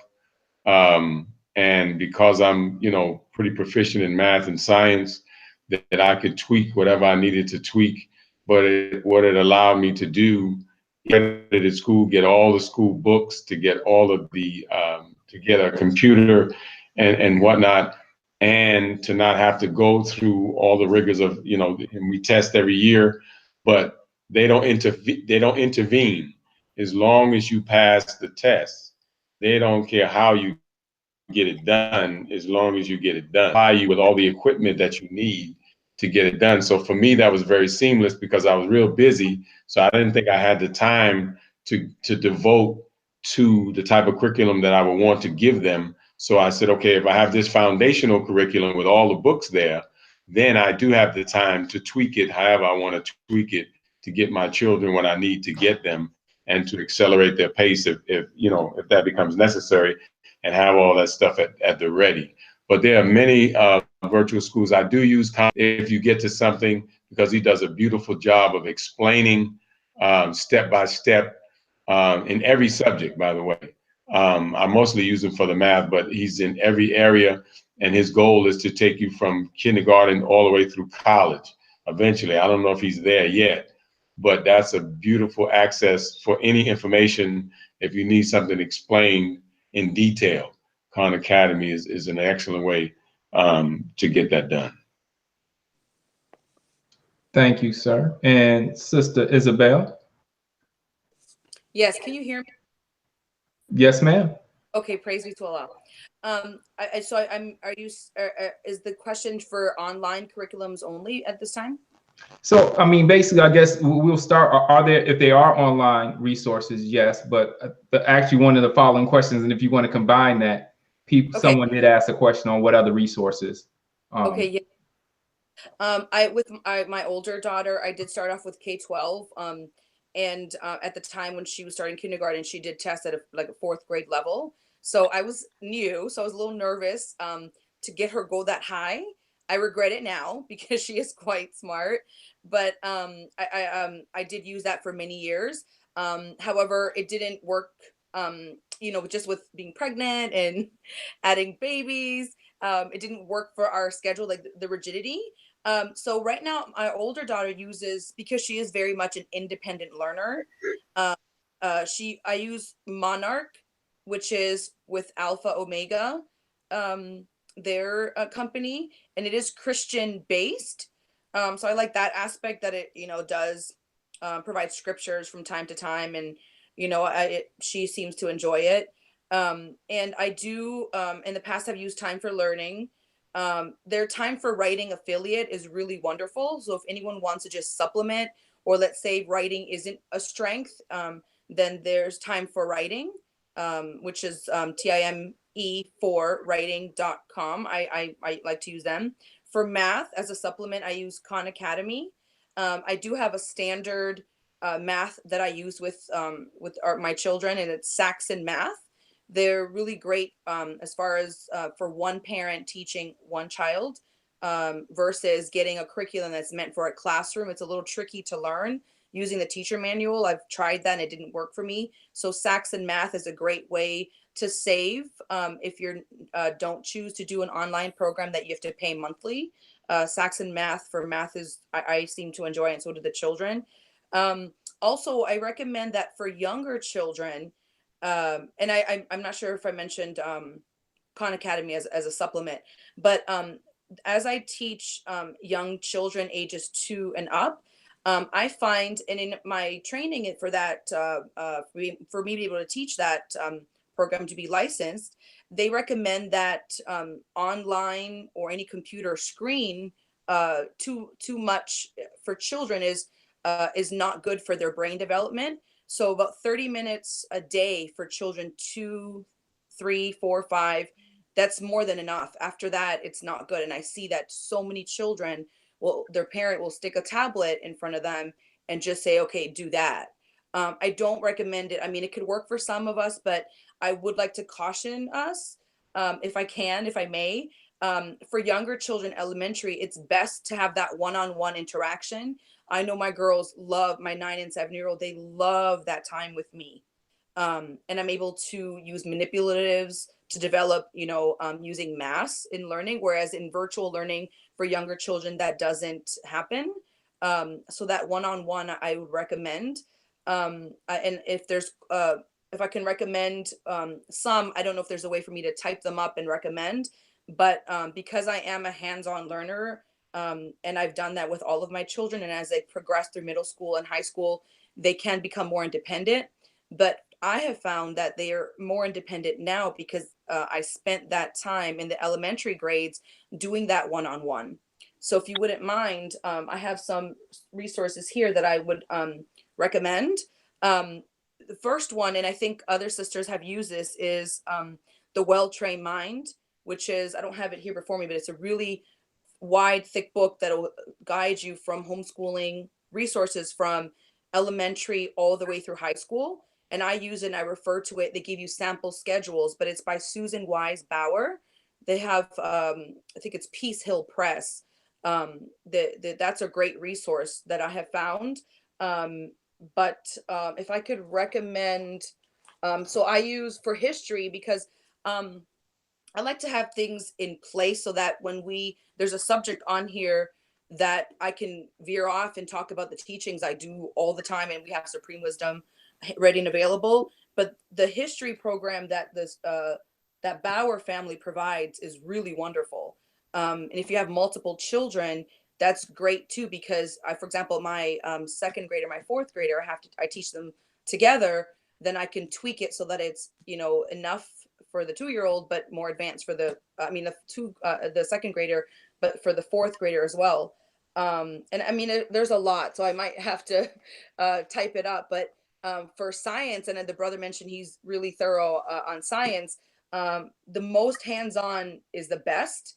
So I use Real Science Odyssey for the younger children, and the book looks like this. And every lesson is it comes, you can buy the kit, which I do, because running around trying to buy these items is too much. So for a senior, says lesson 12, it has everything there for you. So at the beginning of the year, I'll just buy, someone did the work in packaging all of this together. So I appreciate that rather than me running around every week trying to find these things. Now in New York State, I envy you, Sister Dawn, because in New York State, they are the most restricting for homeschoolers, and they provide close to nothing as well as far as resources. So any online things, nothing. We pay for everything. So I like to make sure that I'm able to use it for multiple grades. For Islamic studies, I'm not sure if we all know about this handbook that comes out of Detroit, and I can't remember the sister's name. My goodness, maybe Sister Dawn can help me. But this is really amazing, and my children love it. She goes through the whole history of the nation of Islam and has worksheets and really wonderful things. And from there, we kind of veer off and do our own, study, or we'll go to the Quran or something from the study guide, and we'll do that. My children really love this. And I like to keep things like this around for my girls and the children. So when I'm teaching or I'm working on a project myself or cooking or doing something that I need to get done, I have these around, and they're pictures, so they know what to gather and what to do. And the 9 and 7-year-old, they're not, we don't turn on the TV at all, when we're studying. So they find things around the house to be able to do this stuff. And I just let them. I used to be so worried about, oh my God, you're messing this up. And oh my gosh, you're messing that up. To me, it's like, we'll clean it up later. It doesn't, for me, it's, are they occupied? Are they busy? Are they being creative?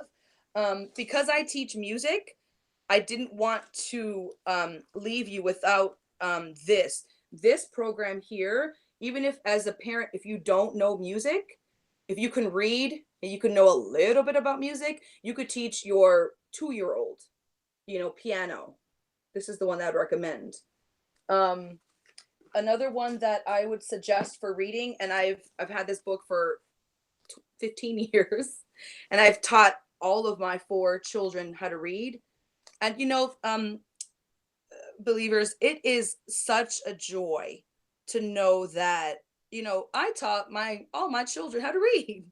It just builds your love for them, but just love for the teachings and the minister and the messenger and Allah, that he empowered us, saying that you can do it. And I'm not sure if I've ever shared this, but there's a whole organization that's been around for 40 years, even probably 50 now. It's based out of Pennsylvania, I think. It's called the Gentle Revolution. and this is how I taught my babies math and reading. You can go to their workshop and spend a weekend or a week for them to teach you how to do this. But I've done it with my children, and my son is so proud that he tells me, Mom, I learned how to do math as a baby. So this is amazing. If we could share it with everyone that you know who has a baby, whether they're a grandmother or or a mom, they can do this to teach them how to read and do math, to be able to conceptualize math versus just looking at numbers, but looking at now that I'm studying, at the org, it's math. They need to see those, to see the concept of numbers. So these two are fascinating that I would recommend to, believers who are starting off. And you can start as early as like before they're a year old. You can start on these two. So praise be to Allah. I know I shared a lot of it. Thank you so much. And what I'm going to do is send out a document or ask you all to share those resources. I know there's tons of them. And of course, I know this is a conversation that Sister Donna and I have had a few times about actually working with her, as well as Sister Deborah, as being able to provide those resources, the ones that are paid for, but also there's tons of free ones that are out there as well. So we want to make those, all the resources, the free ones, as well as those that are. And of course, Allah willing, you'll be able to find those soon for those who are viewing on thecollective9.org. So I think, is there anything else anyone would ask? I guess the question, Dope Law is the name that they have on YouTube, but it says, what supplies, authorizations, or forms do we need to start our own homeschooling? And everyone doesn't have to answer, but whoever wants to jump in on that one. And actually, before that, Sister Deborah, are there any resources that you would like to share before we move to that next question? Well, I know that I've put together a couple of resources that can be used. A book called Little Fard Muhammad, and also The Message to the Black Man, a comprehensive curriculum. And so those are two resources that I have as well. We've also done some lesson plans based on the Supreme Wisdom lessons. In particular, the question, who is the original man, that we would share with our viewing audience.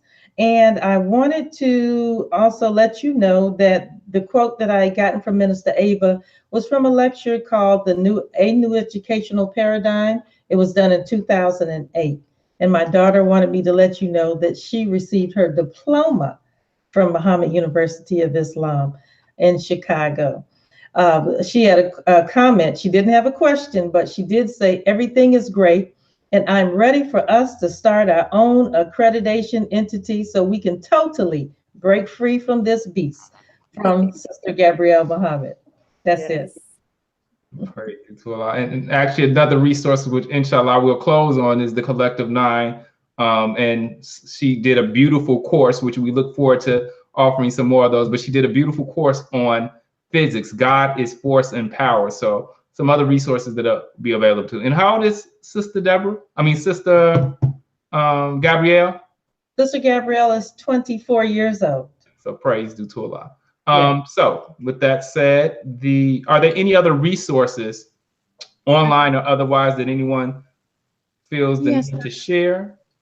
I'd like to speak on the fact, as Sister Deborah brought about the wonderful resources that she's put together, the Little Fard Reader, and if you just search even on Facebook, there are so many believers or Muslims that have put together resources or curriculum. There's a wealth of books out there. If you go to Amazon, Brother Abdul Wahid Muhammad, who is one of the first people that stood back up with the Honorable Minister Louis Farrakhan to help him, has a great book on civic engagement, and it's based on the 9 ministries.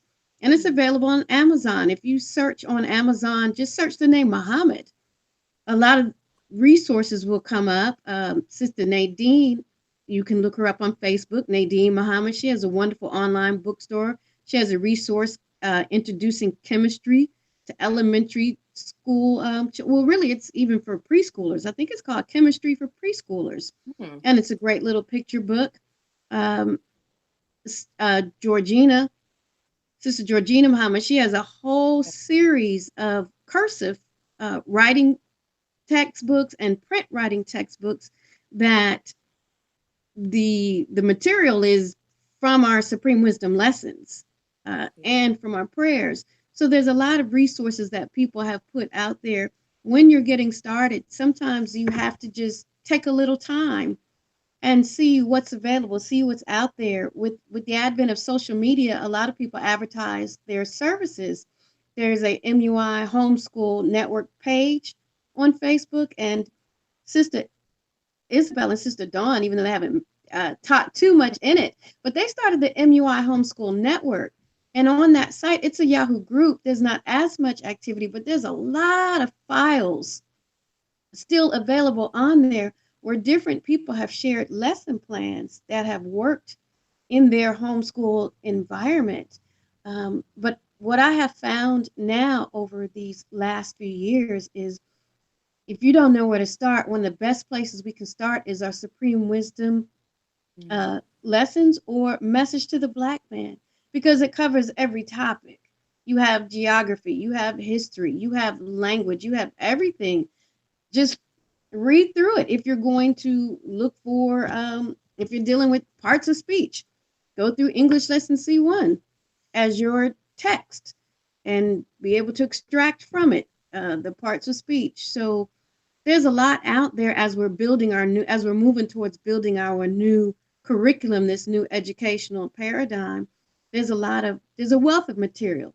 It just takes a little bit of searching. The Collective 9, I bear witness, is a wonderful resource site, but I really implore you to join MUI HSN at Yahoo Groups because there's great files that go back over years up there that people have put a lot of effort into as we begin to structure our curriculum to where we get to the point where we're not having to piece it together. One day we won't have to piece it together. But in the meantime, there are valuable resources out there, and there's so many free resources out there as well. And the question was raised about what's required paperwork. That's relative to where you live. As Sister Isabel said, it's really strict in New York, but in Tennessee, it's not. You file your letter to intent, your intent to homeschool form, and that's it. They require you have 180 days of attendance, but you don't even turn in the attendance sheet. There are really no requirements. You do what you want. So the best thing that you can do, depending on to what degree you want to be up under the system, because I have to say, this is actually my first year that I filed a letter to intent, an intent to homeschool. And that was because I did it under the choice homeschool so that my son can get a driver's license. But once we left MUI, we just left and we came home and we started school. And this is the first time I've ever registered with the state. But you want to be aware with what goes on in your school. And then there's a legal organization called SHSDLA that you can either join for free or you can pay a fee, and they will represent you in terms of homeschool issues if you have a state that wants to overreach its boundaries in regards to your decision to homeschool, especially if you're leaving the public school environment to bring them home. Then they already have you in their systems, in their database. So you can go to the Department of Education for your state, and they'll give you the requirements necessary to do what you have to do. And then there's a lot of resources if you need copies of transcripts, how to make your own transcripts, or there's grading systems like SnapGrades that allow for you to create a report card, depending on what you're going to use it for. But a good place to start is your city's Department of Education. Brother Troy, I would like to just also comment that Brother Bobby Muhammad, who works in science, he deals with the elementary children. He has online programs. We'll be offering them, inshallah, through the Collective 9 platform. So he'll be joining on with us. In addition to that, I think Sister Dawn is affiliated with a program that is about to go online or either has started for online education that may be based in the teachings, Sister Dawn? Yes, ma'am. I mentioned it earlier, Power Online Campus. That is actually, I work with Sister Lisa Muhammad, who she's the founder of that program, and it is based on the teachings. I tried to get her to come on with me tonight, but she wasn't quite ready, and she asked me to wait and hold off. So she might get me for even mentioning it, but she can't hide the light too much longer. But we love her classes, and we do take, we use her classes. When I mentioned the 8 weeks, we rotate between those classes and our like default core classes. But it's an awesome program. So you have to look it up. It's Power Campus Online, and I hope she doesn't kill me for talking about it. But while I'm here, I did want to mention, Sister Isabel mentioned the book, the Our Nation's History book. That was by Sister Dr. Stacy Muhammad out of Detroit. So if you look for that, you should be able to find that as well. And Sister Donna mentioned the it's the hslda.org, and that's where you can find the homeschooling laws by state. So if you go to that website, hslda.org, that is the legal defense fund that homeschoolers can join to get representation if needed. And they do list all of the requirements for each state. So that's one way that you could get that all in one place online. And also, Sister Donna also mentioned the MUI-HSN. I wasn't a founding member of it, but I was a part of it. Me and Sister Isabel and several other sisters, Sister Gadara, Sister Tioka, Sister Rita, all wonderful sisters that work together on that platform for many years. We still have a lot of resources up in the MUI-HSN Yahoo group. And we also have resources on the MUI-HSN Facebook group. So you can look for those as well if you want to get the information there. Thank you. And actually, I had the website up, the Power Campus Online Learning. Brother Shahid asked me to mention. So if you get in trouble, you won't be getting in trouble by yourself. But he actually will be offering a course soon. And the address is read4power, read4power.com. And of course, Allah willing, we'll include that on the Collective 9 website as well. And also, I want to go into, someone actually asked a question about the homeschooling legal defense. And if you let me scroll up, maybe I can find it again. I think the question was, okay, do any of you find HSLD as a good legal support and info in getting started? So is that a useful, it sounds like it is. Would I be correct in assuming that is a good resource to utilize? HSLDA is more so about laws. I just use them to understand or refer to someone if they want to know about the laws, or you know, Allah forbid, like any kind of legal thing that you might need, they're experts. But for getting started, and you know, the MUI-HSN Facebook group is a great place to ask questions, because we do, as other homeschoolers, you know, we're on Facebook. If we see a question, we'll answer it. For me, when I got the book, the Well-Trained Mind, it explained a lot as to kind of like where to kind of get started, and they will give you some resources, sample schedules. But it really is, you're going to, just like life is, you know, has its own rhythm. If you're starting with young children, or if you haven't, or your babies, you're going to develop your own way, and it's okay. You know, just we're here for you. If you have questions, it's homeschooling children that have never gone to school. You're going to find your own rhythm. Whereas children who have gone to school and want that structure, then there are resources online that will fit, you know, their best way of the way they like to learn. So there's just so much. But you know, we're all of us, Sister Dawn and MUI-HSN and Sister Donna are, and you know, and brother are here if anyone wants to, you know, have questions later afterwards as well.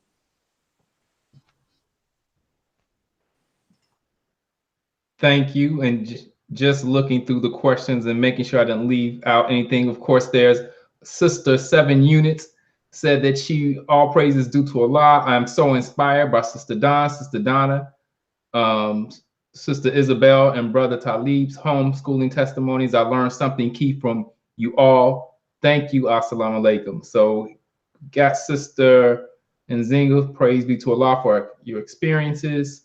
Sister Latif, I guess we kind of already covered that. How do I start my own program?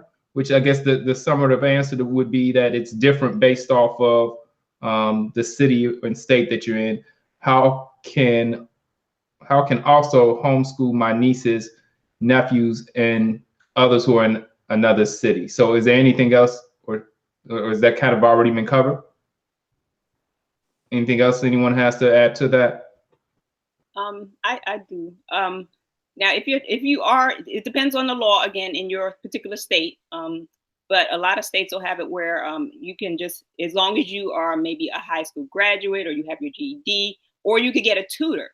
I do utilize a tutor for my twins. Is actually my younger sister. She's good in math, so she comes and she tutors them.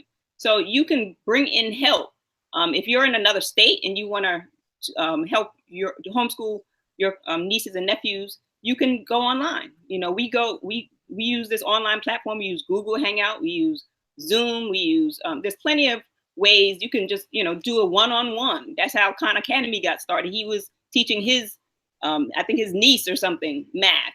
So you can do that with the modern technology. I teach my boys downstairs. I'm upstairs on a computer teaching them downstairs their Arabic classes so that they'll be in a classroom with other students in other states around the country, but we're in the same house, but they get that classroom experience by being with other students. So the modern technology is there to do it, and just go on and do it. I mean, you can look at the laws, but you teach your children. You do what you have to do to teach your children. And Brother Troy, I just wanted to mention that I taught online for 2 years in Baltimore at the School of Original Thought. So it can be done. With modern technology, we can close the digital divide and be able to teach all over the world, actually. And that's what the Collective 9 platform is offering, an online platform to teach different subjects from the perspective of the teachings of the Most Honorable Elijah Muhammad. Hopefully all together we'll come together and build this new educational paradigm for the 21st century. I wanted to add on to that the Honorable Minister Louis Farrakhan, I believe it was in the 2012 Educational Challenge, he made the statement, he said, act like this world school system doesn't exist. Yeah. And when he said that created a major paradigm shift in my mind, because and I'm sure most of the homeschoolers on here have gone through it, sometimes may go through that little panic mode or something. We make a comparison. Where is my child relative to this grade or that grade, or are they behind? But when we think about what we're taught to be and what we're trying to develop, which Master Fard Muhammad came to make a nation of gods, and we know that the most important knowledge is the knowledge of self and the knowledge of God and the knowledge of self. Well, in order to impart that type of knowledge, you have to forget about the public school system. So it may take you a moment when you make that transition to kind of wipe off the vestiges of that educational system. But when he said, just act like it doesn't even exist, that really opens your mind up to something else. And the more that you do it, the more you start to feel the freedom of, wait, I can teach my child anything that I want to teach them that is of good, that is of value, and nobody can tell me what or how to teach it. That's not withstanding, the regulations that you may have in your state. But when we're giving them what we've been given, even if we're coming from an existing textbook from a school system, we still come at it from a different perspective than if they were sitting in a classroom. So when I say that even if nobody can tell you what to do, there's still a way in which you can teach that. Whereas when you're in the public school system, those teachers have to follow what the district mandates. And you might have a few teachers that go outside of it, and it's whatever they determine is right and good at that time, which may not be what's right and good for the students or even what's right and good for the teachers. So as Sister said, just do it. Like the night commercial, just do it. Of course, there's going to be fears. We go through it. We go through. I'm sure every last one of us sometimes starts the school system the school year with a new set of anxieties or a new set of challenges. But if we're ever going to break away and be able to bring to fruition what we have been given, then we just have to do it and just act like it doesn't exist. And then as those challenges come up, you deal with them when they come up. But as I said, I never even registered my children with the state until this year. And it was solely for the purpose of getting a driver's license because of what they require of homeschoolers in order to get a driver's license. Outside of that, I really did move on and like, I don't care. I'm doing what I choose to do with these children that Allah let me bring forth. Yes. Can I make a short statement along those lines? I think one of the things that we have to try to emphasize and understand when we talk about new paradigm, that we're taking them to Allah and the creator of the universe. And so if we're beginning there, we're getting everything we need from there and we're expanding it. So there's really nothing to fear because we're producing the next generation, not just of Muslim, but those who are headed to be God.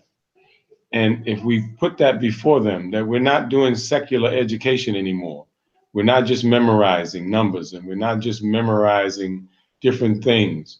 What we're learning how to do is get them in our mind and be able to apply them to reality, be able to apply it to the world. And so it's beyond rote memorization, though that's a part of it. But we start them out in the universe with Allah to expand their minds to understand that we're not doing this on just a secular level where I can add up, a bill, I can add up a bank statement, I can add up all of that, but we're trying to apply it. What I did with my children is tell me something in life that you don't need math for. And I said, I'll wait. Just find something, search your mind for something that you can think of in life that you don't need math. And so they kept trying, and I kept showing them that there's nothing in existence that you don't need math for. So math is the foundation of everything that we're trying to do. When Allah brought forth the one God, without the one God, we have nothing else. So if we start them there, their minds will expand on its own with whatever we give them to expand on. But let them know that secular education is out the window. It's not just rote memory. It's application of everything we learn to the creation that Allah gave us. And He was the first mathematician, the first psychologist, the first scientist, the first engineer, that Allah was the first one of all of that. And so you draw on that and understand that that piece of Allah is in you. So now you're the one that's going to be, the scientist and the mathematician and the psychologist and all of that stuff, because we're building a whole new world and the things that the devil has given us are no longer even necessary. So I think it's important to make them see that expanded mind that comes from Allah. And that's the basis, that's why what Sister Deborah has put together is so phenomenal, because she's starting there with who is the original man. And if they understand that it's in entirety, then we're well on our way anyway. And to let them know that your job is not to be just like us, to be much, much better than us. That's just my little 2 cents I needed to get in there. All praises due to Allah. Thank you, Brother Talib. You kind of went off of the camera for a second. Okay, there's Brother Troy. He's back with us. I think we had one more. We're almost at 2 hours. We have 5 minutes before the hour. And I think we have one more question. Did you see it come through? I think that covers everything. I think some of the questions were asked and it kind of overlapped. Well, no. I guess the question is, do you teach the children about marriage as part of your courses? Oh, I'd like to respond to that if I could. Absolutely. We talk about relationships because the science of mating is something we weren't taught. And as a matter of fact, for our what we call the deer reading, which is a term that we got from the library, which stands for an acronym that stands for Drop Everything and Read. As part of their deer reading, the recent assignment that I've given to my son is a book called Passport to a Happy Marriage by Abdul Aleem Bashir. I think my phone started updating.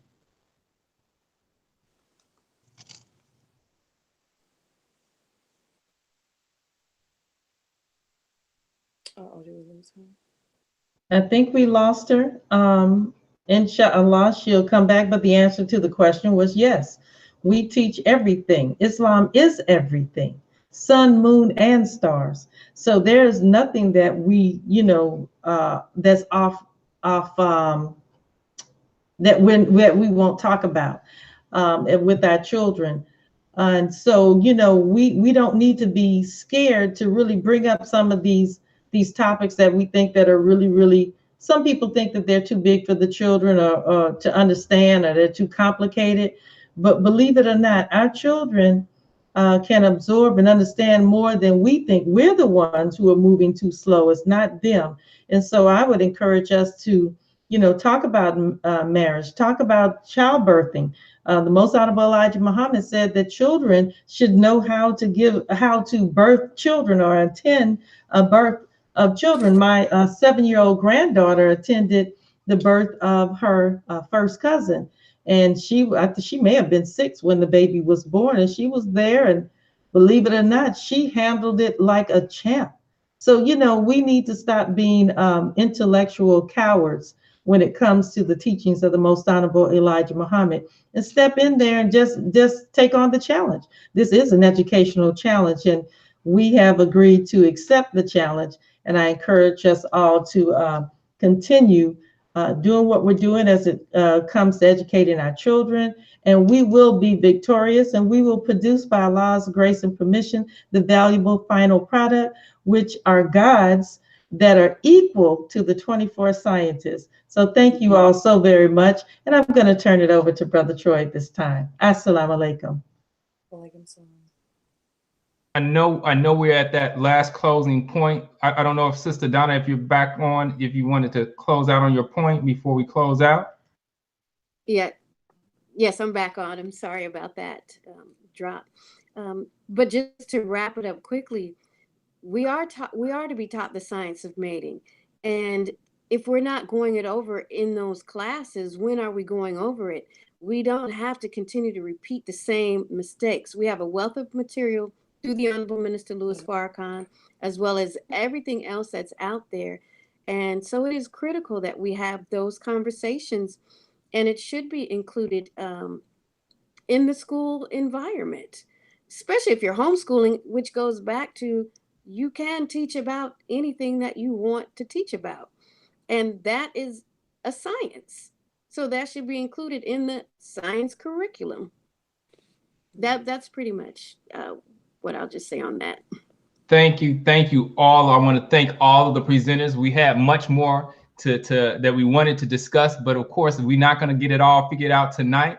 I want to thank all of those presenters that took the time out of their busy schedules to share some of what their experiences have been and some of the information that will help those who are interested in homeschooling. I'm going to push on you once again is that maybe we can do this sometime soon. I'll reach out for you, but what we definitely want to make sure that we do is get those resources and post them and provide them for you. I encourage everyone to go to thecollective9.org. Make sure that you sign up so when we do different presentations and you can be kept abreast on what's going on and what we're doing. Before we close out, I want to close out, of course, with the words of the Honorable Minister Louis Farrakhan. But before we do that, I want to give Sister Deborah another opportunity to say any other closing words. And if any of our, but before that, if there's any of our presenters have any closing points that they really want to get out real quick before we close out, we can do that. If not, we'll see you on the next one. Is there anything that anyone has that they're pressing? Okay. Well, what about you, Sister Deborah? Well, once again, I'd like to thank you all for your participating in this conference, and we look forward to working with you all in the future. Homeschooling is very, very important and vital, and it could close the gap between, having MUIs and the public school system. So what you all bring to the table is very important for us all to learn from. And hopefully, for those who don't have enough people in the Muhammad University to make a Muhammad University in your city, that you would choose homeschooling as an option. So we thank you all so very much. And inshallah, maybe we can get together online and have it in such a way that maybe you all can teach classes to one another all over the country, or even provide some coaching for those who would like to do homeschooling and just don't know where to start. So thank you once again, and may Allah bless you all to be overwhelmingly successful in all of your endeavors. Assalamu alaikum. Wa alaikum salam. And once again, we'll close out with the words of the Honorable Minister Louis Farrakhan. Thanks again, and look forward to next time. Assalamu alaikum. Wa alaikum salam. Wa alaikum salam. Thank you.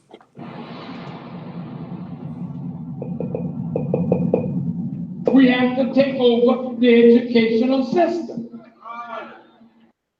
Because the education that you're receiving has not made you a good people or a better people. It made you a more willing tool or slave for your oppressor. That system has to go in order for Black people to be set free. All educators, I'm calling on you. We got to take over. We got brilliant educators.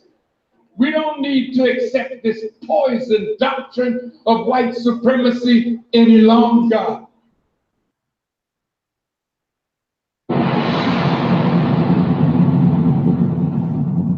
The educators, we want to open with a ministry of education that develops a curriculum for all ghetto schools. Not just for Chicago, but once we develop it, it has to be accepted. See, we're like colonies now. Not the 13 colonies, but in all the major cities, there's a ghetto. The Chinese not called a ghetto. They're in a separate community, but they control the education, the politics, the business of their community. And they function pretty good, separate.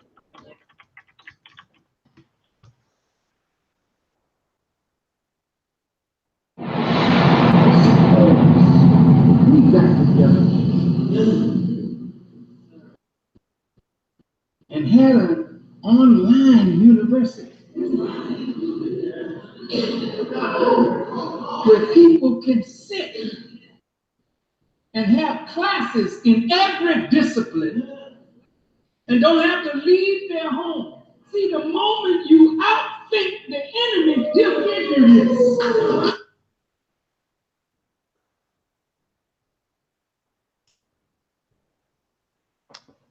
And I have one more that I want to share with you. And I just ask the presenters that after we go off live, if you could stay on, but let me close out with this last video.